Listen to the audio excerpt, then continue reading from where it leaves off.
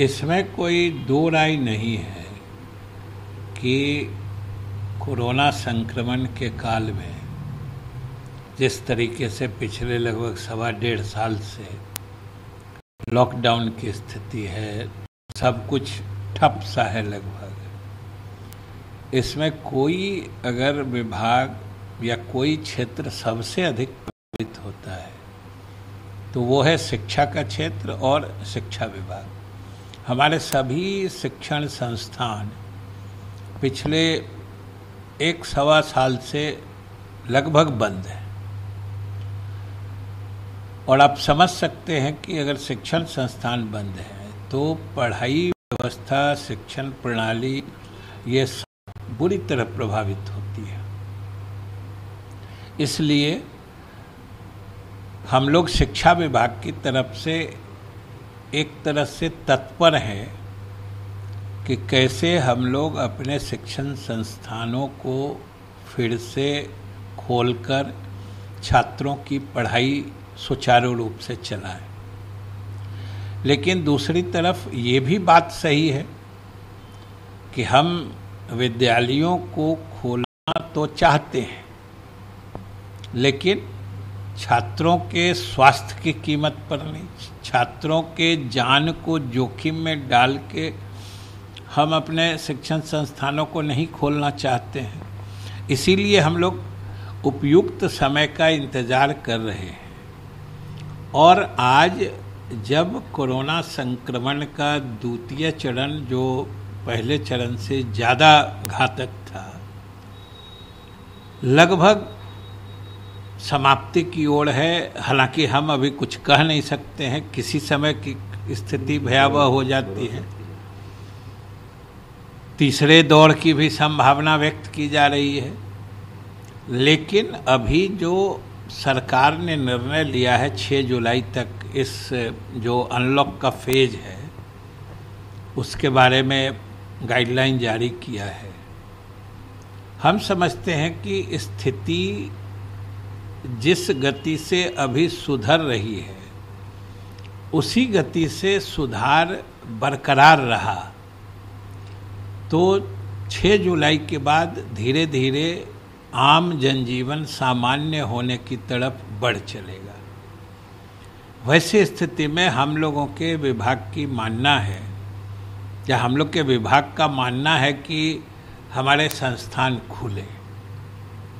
और स्वाभाविक रूप से जब हमारे संस्थान खुलेंगे और जिस परिप्रेक्ष्य में खुलेंगे तो हमें इसको चरणबद्ध तरीके से खोलना पड़ेगा। प्रथम चरण में हम लोग विश्वविद्यालय और महाविद्यालयों को खोलेंगे। फिर द्वितीय चरण में माध्यमिक और उच्च माध्यमिक विद्यालयों को खोलेंगे। फिर तीसरे चरण में प्राथमिक और मध्य विद्यालय को खोलेंगे। तो इस तरीके से चरणबद्ध तरीके से हम विद्यालयों को खोलना चाहते हैं। और स्वाभाविक रूप से उस समय की तत्समय जो कोरोना संक्रमण की स्थिति रहेगी या कोरोना संक्रमण से एहतियात बरतने के लिए जो भी गाइडलाइन, दिशा निर्देश केंद्र सरकार या राज्य सरकार के द्वारा जारी किए जाएंगे, हम उन सबों का पूरी सख्ती से पालन करेंगे। चाहे दूरी की बात हो, मास्क लगाने की बात हो, हम लोग सब प्रोटोकॉल को मानते हुए, लेकिन हमारी इच्छा है कि हमारे शिक्षण संस्थान खुले।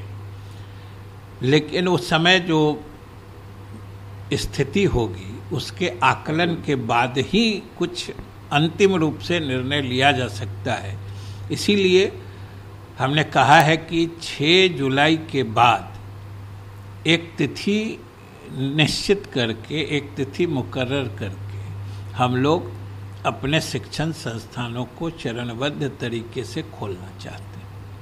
उसके पहले बच्चों की पढ़ाई बाधित न हो तो आप लोगों ने दूरदर्शन से टाई अप किया है यूनिसेफ के माध्यम से, और कक्षा 1 करके 5 तक दूरदर्शन से पढ़ाई की शुरुआत की है ऐसे आप लोग।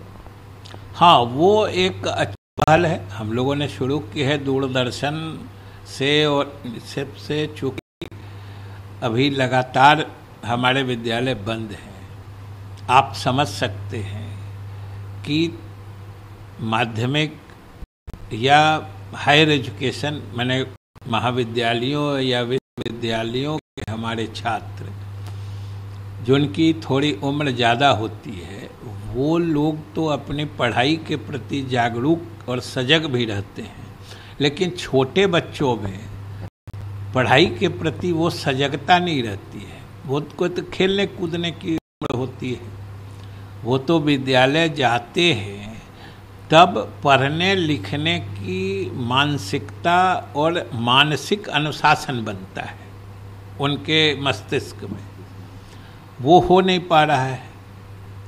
हम लोग स्पष्ट रूप से मानते हैं कि जो विद्यालय खुलने पर हमारे बच्चे विद्यालय जाके अपने अध्यापकों से सीखते हैं, उसका विकल्प ऑनलाइन या दूरदर्शन के माध्यम से पढ़ाई नहीं हो सकता है। ये तो मजबूरी में, जिसको कहते हैं नहीं के बदले कुछ हाँ, उस तौर से एक प्रयास ये कर रहे हैं जिसमें दूरदर्शन से संपर्क करके हमारा दूरदर्शन हमारा विद्यालय कार्यक्रम है, और जो छोटे बच्चे हैं उनके लिए भी हम लोगों ने ये 1 से 5 तक रखा है। और आपको पता ही है, हम लोगों ने कुछ दिन पहले एक ई-लॉट्स जो कहते हैं, electronic library of teachers and students, जिसमें 12वीं तक के पाठ्यक्रम के सभी विषयों के पाठ्य पुस्तकों ऑनलाइन अवेलेबल है, मतलब वो नेट पे उपलब्ध है। कोई छात्र 12वीं तक का छात्र उस साइट पर जाके किसी विषय की पूरी किताब खोल के पढ़ सकता है। ये भी हम लोगों ने सुविधा दी है।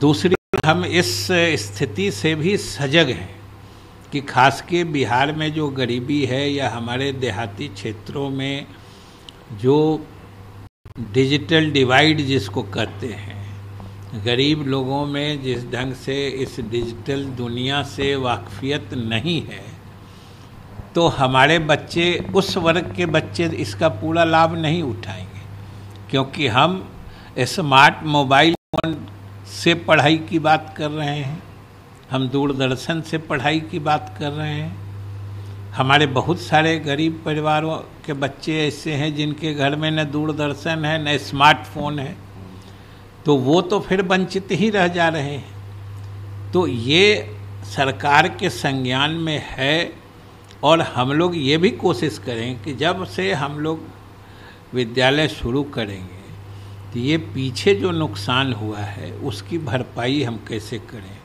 चाहे तो एक्स्ट्रा क्लास लेके हो या फिर कैचअप कोर्स करके हो या एडिशनल अतिरिक्त, उसके लिए जो भी प्रयास करना पड़ेगा, हम लोगों की कोशिश होगी कि हम बच्चों को कम से कम विद्यालय बंद रहे, उसमें पढ़ाई को जो नुकसान हुआ है, आने वाले समय में कुछ अतिरिक्त कक्षाएं या समय का प्रबंध करके क्षतिपूर्ति की कोशिश करें।